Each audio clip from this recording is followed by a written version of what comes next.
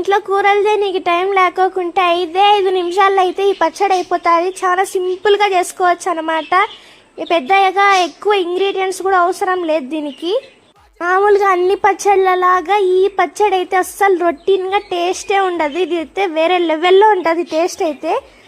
First కొబ్బరి తెలవాలు దంచుకున్న తర్వాత కొన్ని మామిడికాయ ముక్కలు వేసుకొని వేసుకుంటూ ఉండాలన్నమాట. కొన్ని వేయండి మామిడికాయ ముక్కలు, అన్నీ ఒకసారి వేయకండి. ఆ తర్వాత ఉప్పు వేసుకోవాలి, తగినంత ఉప్పు.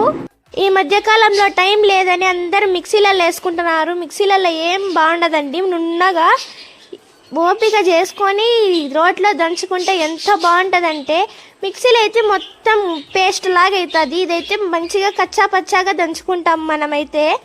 పూర్తిగా పేస్ట్ కాకోకుండా అట్లా పూర్తిగా ముక్కలుగా ఉండిపోకోకుండా మీడియంలో ఉంటే ఎంత బాగుంటుందో.